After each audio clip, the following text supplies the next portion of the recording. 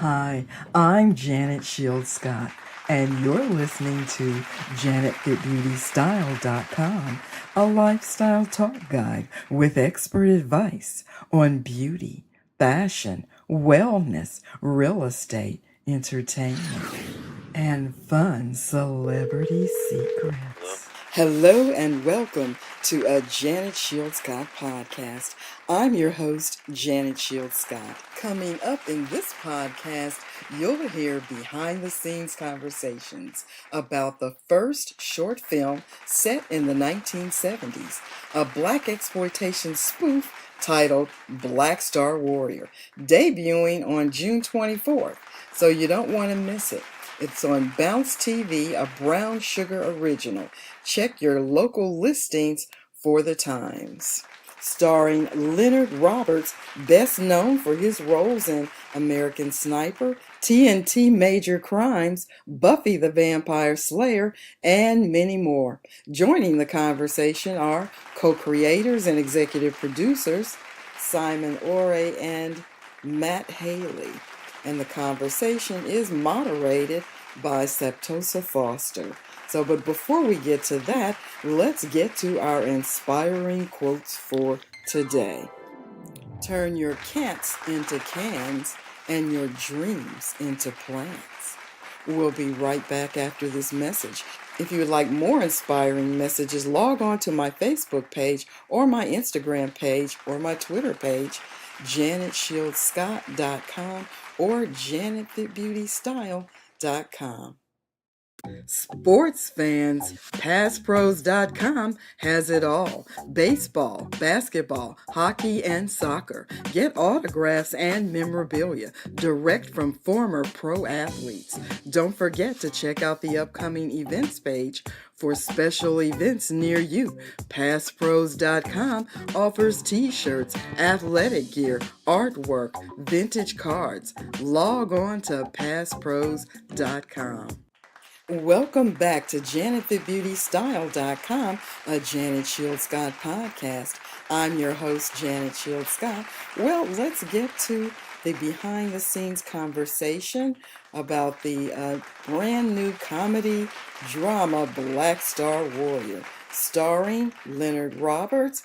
And we've got, again, as I said before, the co-creators, Simon Orey and Matt Haley. They're also the executive producers and moderated by Septosa Foster. Take a listen. What kind of research did you have to do to give Blackstar Warrior that feel? Because it really looks, it kind of reminds me a little bit of Austin Powers or Black Dynamite or something like that.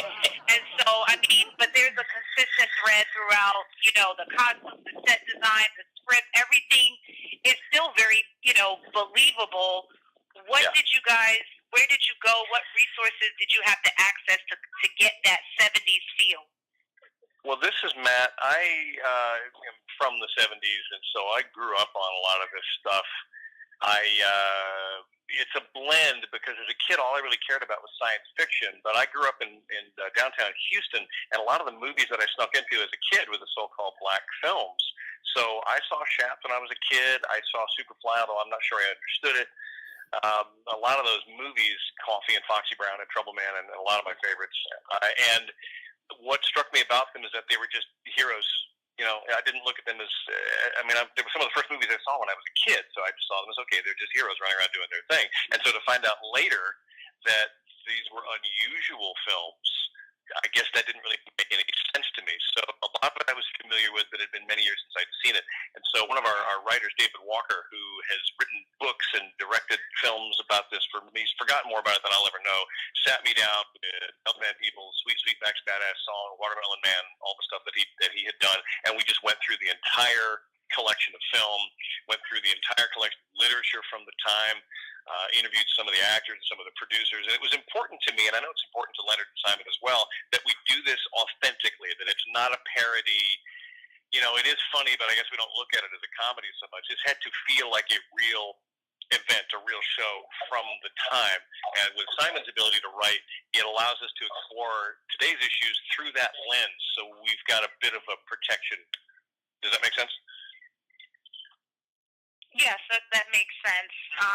Did anybody, Simon, did you have any kind of contribution? Because even like some of the slang, and I don't know how much improv was involved in that, but you kind of have to really know what the tone is from that era of films to make it kind of believable, even though it's tongue in cheek. It has to make sense. Like, what did you have to pull from to write that into the script? Well, I appreciate that. This is Simon. It was really just watching old movies. A big part of it was actually the old Batman, the animated show. I mean, not the animated show, the old Adam West Batman. Oh yeah, because there are certain scenes that are just. I know it's supposed to be campy and it was supposed to be for kids, but there were actors in it that took these scenes so seriously, and delivered these lines that were so ridiculous with such just dedication that it just made me go, okay, what is and Leslie Nielsen in Airplane is another kind of like, if you isolate just his performances, he's just playing it incredibly dramatically. And yeah, if you watch Frank Gorshin from the old Batman show, he's terrifying. Yeah, even though he's wearing green tights. And I think the big thing that clicked for me once, we were in Matt's apartment and we were watching an episode of the original Batman where Liberace plays twin brothers. And there's like a gangster Liberace and a Liberace. And there's like this incredibly weird set design and all these things that don't make any sense, that I was thinking, I can just imagine the day of shooting where Liberace's like, I want a stuffed ostrich in the background. And they're like, sure. And someone else comes in and goes, I've got these bagpipes, put them in. And I was like, okay, well, that spirit of, you know what, Ed Wood it. Let's figure it out later and just like put it in as much as we can. Makes every scene you can get authentic by just leaning into just be ridiculous and see how serious ridiculous can be. This is Leonard chiming in to second these emotions here. The earnestness, that was a word that we kept going back to, and because Matt and Simon both have these deep wells to draw from with respect to the 70s era cinema and that the interesting sci-fi and the tonal world that like the Batman and those early shows in the 80s that led into the 80s as well. I think it gave me permission to just go full out because I knew that we had an authenticity from both ends, and we just commit and dive in. And so, Leonard, how did you come across this project? I mean, we've all seen you over the years. You have these very sophisticated roles, and I don't think I remember you playing anything kind of comedic. So, like, how did you, how were you presented, or is this your brainchild? And then why did you feel like it was important for you to work on this? Well, I was approached. I was working on a show, Heroes, at the time, and I was approached by one of our producers, Brian Fuller, and he said, I know this guy, Matt Haley, and I'm just going to throw something out at you, and I think I need to get you guys in a room together. And he sent me a mock-up of Lando Calrissian as Shaft. And it had it was just beautifully drawn. Like, the artwork was amazing. But the image was so evocative, I was like, okay, I got to see this guy. He came down from Portland, we talked, I got the full perspective of what he wanted to do with this short film, this Lando film. And that was what made me jump into it. I had never done anything like it, and I had talked to Brian Fuller about it for the entire time we were working together on Heroes. And he said, I think this is something you could get down with. And we just had a ball. For whatever reason, those types of roles don't often cross my desk. So it was cool to just jump in both feet and just have a ball with it. I love it. Now, do you think that, now so this week Superfly is premiering, and, it's part of the blaxploitation genre, and I know that, part of the tongue-in-cheekness of Blackstar Warrior is, it kind of pulls a little bit from that era.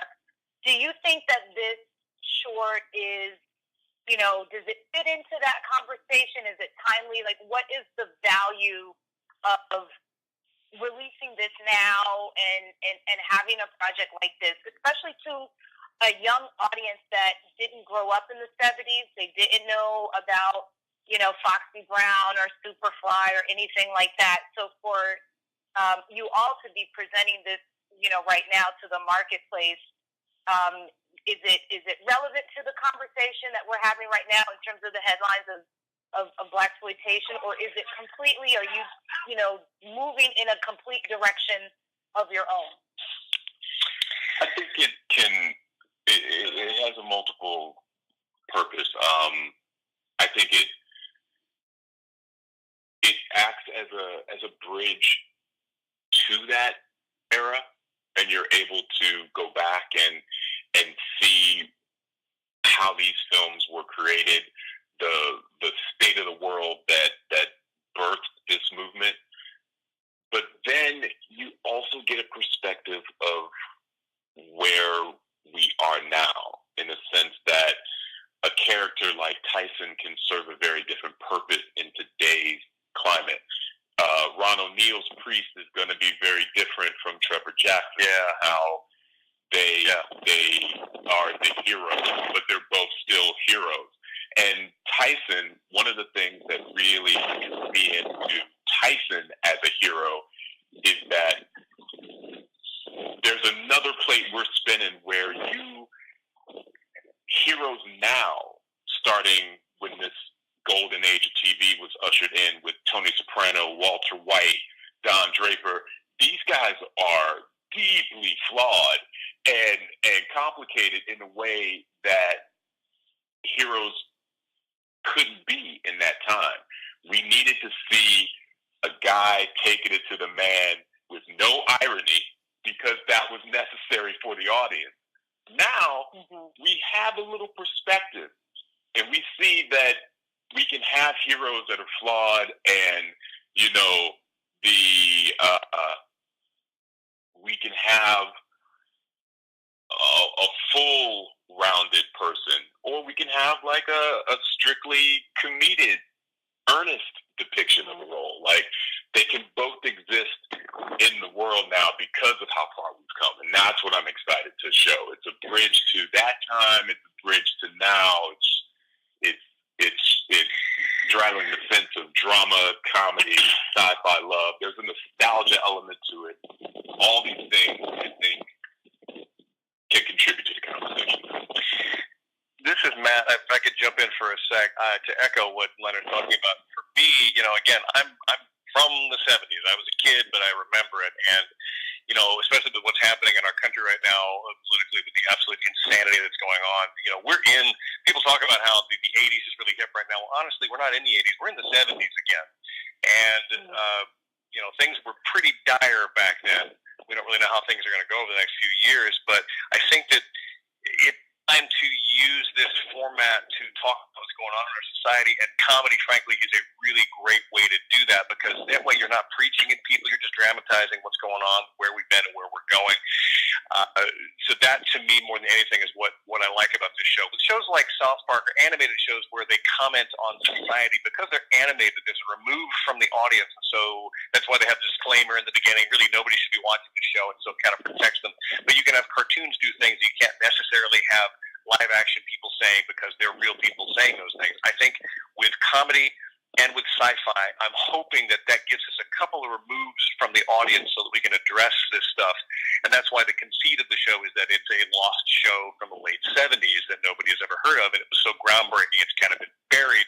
I'm hoping that's going to allow us, Simon and his team of writers, and Leonard being the producer at the Star, it's going to allow us to comment on what's going on without preaching at people, because we all know what's going on in this country, but there's people who aren't really getting the message. You know what I mean, Simon?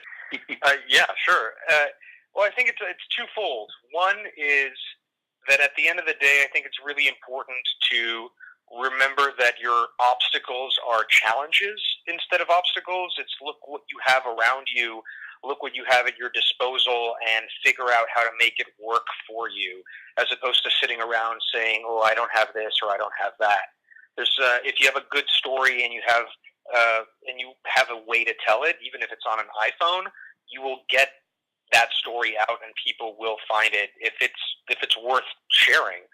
And the other thing I think that is important to keep in mind, especially with like the story of Blackstar, is that in the creative field, it's akin to like starting a vineyard. And when you buy a vineyard, it's kind of ridiculous to assume that you're going to have wine to sell in like a month. You're going to have to, lose some crops. You're going to have to age some stuff in barrels for a really long time. You just can't give up. It's a really good metaphor. So, whenever you get frustrated that things aren't moving fast enough, or that you made the first rounds of things and people didn't want it, there's constantly new people in charge, new people looking for content, new channels showing up. In today's date, it doesn't really matter where it lives, as long as it finds its audience, it will get shared, it will get talked about. So have patience and don't let your obstacles be obstacles. Let them be ingredients in what you're doing. Yeah. This is bad. Yeah. Well put. This is that we really dealt with is just to not give up. That's the beauty of a show like Blackstar, is it takes advantage of hiccups and mistakes and, first takes and, discontinuity. It all bleeds into what makes this accidental humor so precious and such an enduring thing. There are still giant communities of fans who just sit around watching bad movies and loving it. And there's something special about that. And people aren't, there's something very different about what made an old bad movie great than what makes a current bad movie just bad. You've been listening to JanetFitBeautyStyle.com, your beauty, entertainment, and lifestyle expert talk guide. I'm Janet Shield Scott, columnist, radio, and TV host. You can like me on Facebook, follow me on Twitter, Instagram, Pinterest, and YouTube. For more fun and informative, and celebrity interviews, log on to the website JanetFitBeautyStyle.com. Remember to love, laugh, and live your life with style. Let's take a moment to relax. Take a deep breath, inhale, and exhale. Again, inhale and exhale. One more, inhale and exhale. As you go throughout the day, stop, take a pause, chill, and relax. Please keep in mind that all things which are impossible with man are possible with God.